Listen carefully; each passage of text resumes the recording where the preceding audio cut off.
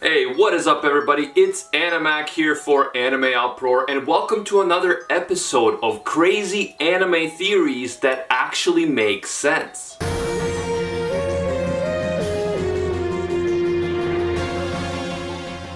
This is a series in which we take a look at some of the craziest anime fan theories out there in order to determine whether any of them could possibly or at least plausibly be true. In this episode, I will be arguing that the 7 Deadly Sins and Code Geass actually take place in the same fictional universe. And what the heck, since we're already going that deep into the rabbit hole, I'm gonna throw in one more anime, and I'm going to say that not only do 7 Deadly Sins and Code Geass take place in the same universe, but Gurren Lagann, another anime that I love, also takes place inside that same fictional universe. That's right, I'm gonna be arguing that Meliodas, Lelouch, and Kamina all exist within one single universe. And even though this might be too much manliness for our puny minds to even handle, I'm gonna give it a shot.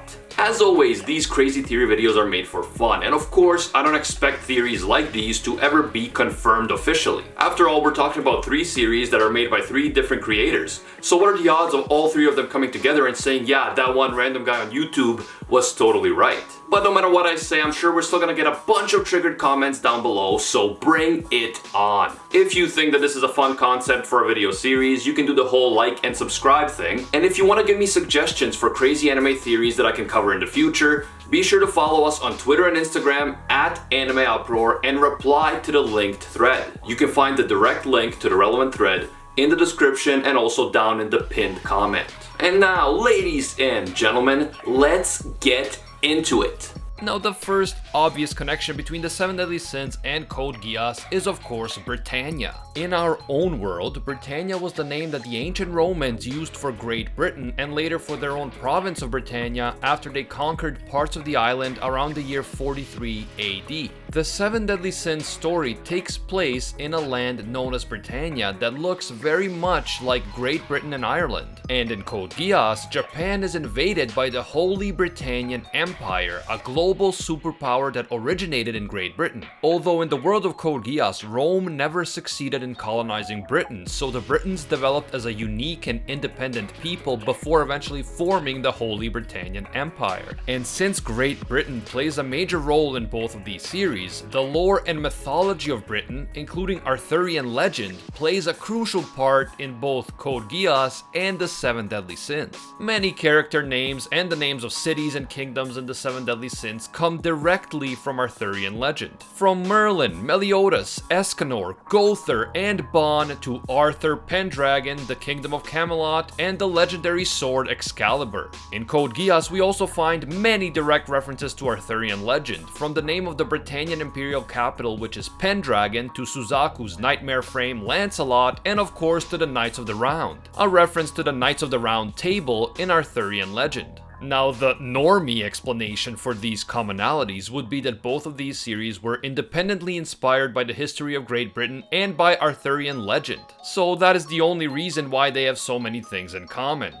But a true man of culture knows that the real reason why the 7 Deadly Sins and Code Geass have so many things in common is because they take place in the same world. They just happen to take place at different points in that world's history.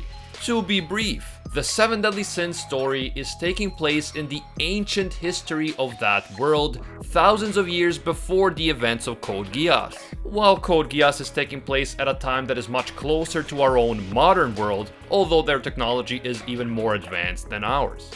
But then the question is, even if Code Geass and 7 Deadly Sins are separated by thousands of years, how is it possible that in Code Geass we don't see more remnants of the 7 Deadly Sins world? Well, in terms of physical evidence like architecture, the Britannia of Code Geass actually lost Great Britain to Napoleon in the early 1800s, and so the Britannians were forced to relocate to North America. So because the story takes place pretty much entirely outside of Great Britain, it is only natural that we never see the ruins of Camelot or the ruins of Leonis in the actual story. But then what about the characters? We know that many of the characters in the 7 Deadly Sins seem to be immortal or at least capable of living for thousands of years. So why don't we see any of them even mentioned in Code Geass? The intro sequence that we can see at the beginning of every episode of the Seven Deadly Sins anime might give us an explanation. The narrator tells us that this is a tale from ancient times when the human and non-human worlds had not yet split. The Holy Wars have been repeating themselves throughout ancient Britannia's history, and no one seemed to know why they broke out or how to stop them. But now, of course, Meliodas and the Seven Deadly Sins are attempting to stop the war and suffering for good.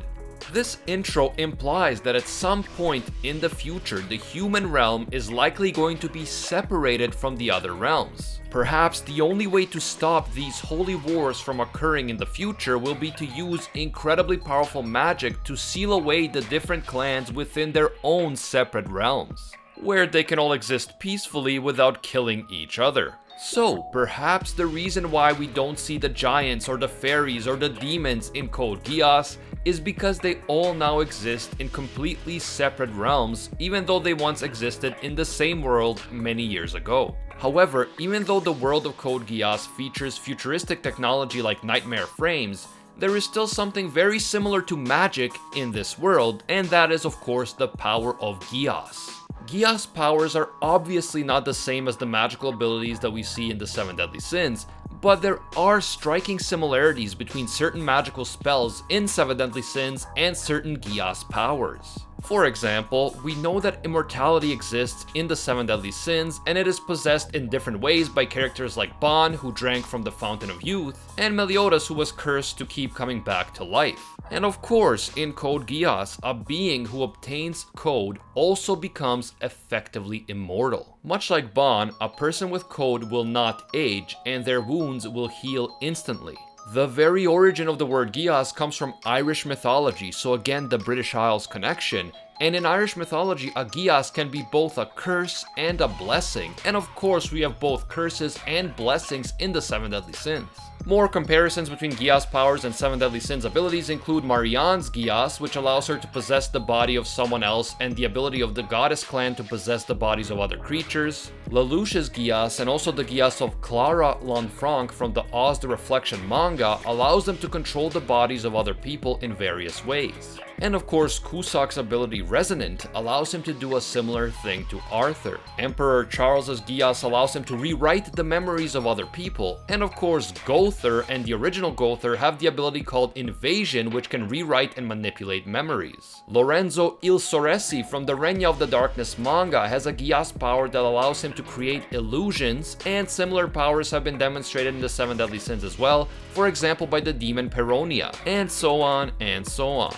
Another important thing that we know about the world of Code Geass is that there once existed an ancient civilization called the Ragnaris. They are referred to as the Ragnaris by Emperor Charles in episode 1 of the anime if you watch it in subbed, because they took it out in the dubbed version. And these Ragnaris are the civilization which is believed to have constructed the 8 mysterious thought elevators located throughout the world. And they are also believed to have constructed the collective human unconsciousness which resides in C's world, and within which all human consciousnesses are united after death. The Thought Elevator and C's world are directly linked to Geass Powers, so it is clear that the ancient civilization that constructed them was extremely advanced in their ability to produce and manipulate both technology and magic in the form of Geass Power. So what if this ancient civilization in Code Geass, these Ragnaris, were actually the ancient wizards and druids from the Seven Deadly Sins? Sometime after the events of the Seven Deadly Sins, this civilization of wizards or druids or whatever they are decided that the only way to stop the holy war and infighting between the demons and the goddesses is to separate the realms. And they succeeded in separating the realms through the use of the Thought Elevators. We still don't actually know the exact purpose and function of the Thought Elevators within the world of Code Geass. So the idea of them being used to separate different realms of existence isn't too far-fetched, especially when we consider the amount of power that the Thought Elevators and C's world have already been shown to possess. But I can already hear some of you saying, no way, the type of magic in Seven Deadly Sins is way different than Geass power in Code Geass. It's a completely different power system, completely different characters. You're crazy, man. You're crazy. I like you, but you're crazy. Then how about this? Maybe the world of the 7 Deadly Sins is not the ancient history of the world of Code Geass. Maybe it is the mythology of the world of Code Geass. The characters in the 7 Deadly Sins may never have actually existed in the world of Code Geass, just like King Arthur and Merlin may never have really existed in our own world. But it is this mythology that inspired the Arthurian legends of the Holy Britannian Empire. So sometime during the Middle Ages in the Code Geass world, they began telling the stories of the 7 Deadly Sins in the same way that we tell the stories of King Arthur and the Knights of the Round Table in our own world.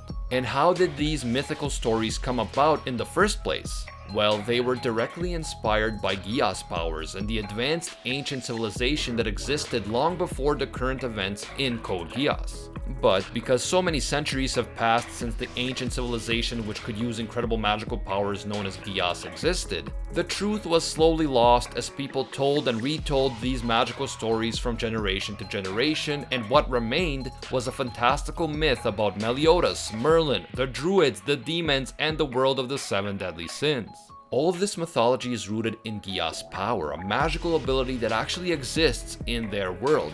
But as thousands of years passed, the core of the story changed as it was passed down from one person to another person, kind of like a game of broken telephones. And so, the advanced ancient civilization that had mastered the use of Geass eventually became a medieval fantasy adventure about demons, goddesses, fairies, giants, and wizards. I mean, the way that Elizabeth's right eye changes when she uses her powers is a perfect example of this. When I first saw her ability, I couldn't help but be reminded of Geass Power, and even though the color and the shape of the symbol in her eye differs from the eye of someone using Geass, the similarity is still pretty striking. So, it would make perfect sense if the story of Elizabeth and the power of the goddesses was based on someone using Geass Power in real life. But the specific details like the color of the eye and the specific shape of the symbol in the eye changed as the story of this mysterious power was told and retold from generation to generation. But wait, there's more. Since we're already connecting the worlds of two completely different series, why don't we just go completely nuts and add a third? In the final episode of the Code Geass OVA called Akito the Exiled, one of the main characters in that story, Layla, comes face to face with a strange being, and this being calls itself the representative of the collective consciousness of the universe. This being is also sometimes called the caretaker of space-time, and this being is clearly directly connected to Geass Power because she has the Geass symbol on her neck. And she says to Layla that she believes that human beings should not be allowed to use Geass Power because it is too dangerous to allow Geass to fall into the hands of humans. She even says that the idea of humans misusing Geass is so dangerous that they must be stopped even at the price of the entire human race going extinct. However, the being then adds that she thinks Layla may actually be worthy of her Geass Power and that Layla may end up changing her mind about humans after all. Personally, I believe that this mysterious being calling itself the caretaker of space-time is a manifestation of the collective human consciousness which exists inside C's world, and which the Ragnares created by initiating the first Ragnarok connection, which essentially transferred their own consciousnesses into the collective consciousness or unconsciousness, whichever way you want to put it, although the caretaker of space-time is clearly a conscious being, so rather than saying unconsciousness, I think collective consciousness seems like the more appropriate term. At any rate, we know that the ultimate plan of Emperor Charles at the end of R2 seems to be to create a second Ragnarok connection in order to eliminate individuality and lies by uniting the currently living human beings with the collective consciousness. So basically the Ragnares transferred their own consciousness into the collective consciousness during the first Ragnarok, and now Charles wants to repeat that process with everyone who is still alive today by initiating a second Ragnarok connection. And all of this should sound very familiar to, well, every fan of Evangelion with the Human Instrumentality Project, but also to fans of Tengen Toppa Gurren Lagann. In the world of Gurren Lagann, the Anti-Spirals are a species of humanoid beings who decided to trap themselves in a state of suspended animation and get rid of their own individuality by forming a collective consciousness. The reason they did this is because they wanted to stop their own evolution, as they believed that creatures who use spiral power, such as humans and other similar species, could not be trusted with spiral power. In Gurren Lagann, spiral power is the ability to evolve and keep getting stronger throughout the generations, and it is possessed by all creatures who have DNA with the spiral double helix structure. However, in Gurren Lagann, spiral power goes beyond merely the concept of evolution. In many ways, it is a supernatural ability that allows those who use it to reshape matter and even generate new matter out of nothing.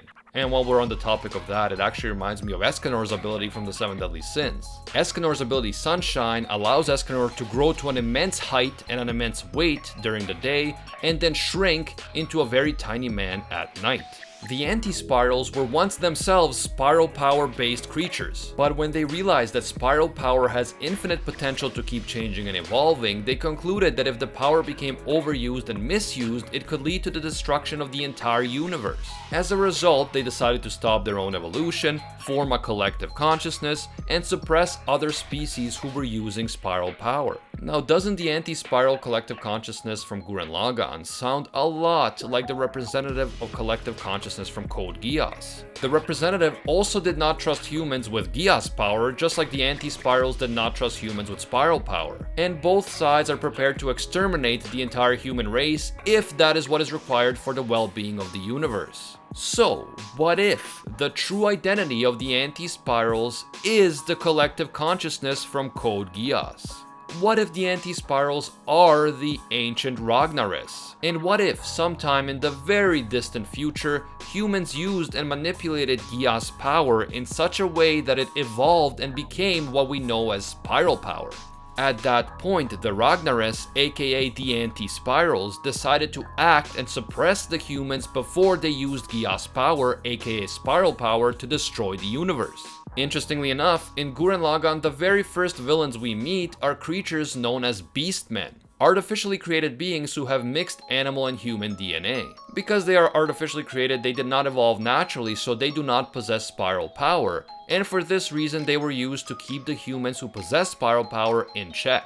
And we know that in the Seven Deadly Sins there are creatures known as beastmen too. They are animal and human hybrids like Zhivago who were feared by humans, and because they were so feared by humans, they were also persecuted by them. It is as if the ancient mythology about the Seven Deadly Sins and the beastmen from those stories inspired the creation of the artificial beastmen in the distant future. And these new beastmen were meant to be feared by humans just as the ancient beastmen once were. And all of this means that the Seven Deadly Sins, Code Geass, and Gurren Lagann all take place in the same world, but at very different times.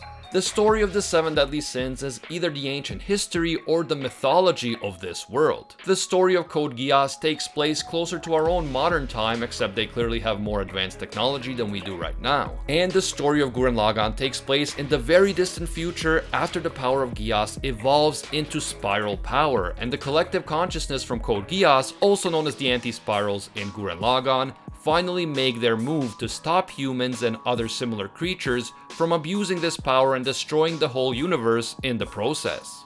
So, let me know what you guys think. How crazy is this theory on a scale from 0 to Betelgeuse? And what other crazy anime theories that actually make sense should I cover in the future? Be sure to give me your suggestions on Twitter and Instagram by replying to the relevant thread. Link is in the description and in the pinned comment. If you enjoy this type of video, let me know by leaving a like. And if you're new to the channel, don't forget to subscribe and hit that notification bell. As always, thank you all so much for watching. This video was quite a journey for all of us, I think. And until next time, see ya, Space Cowboys.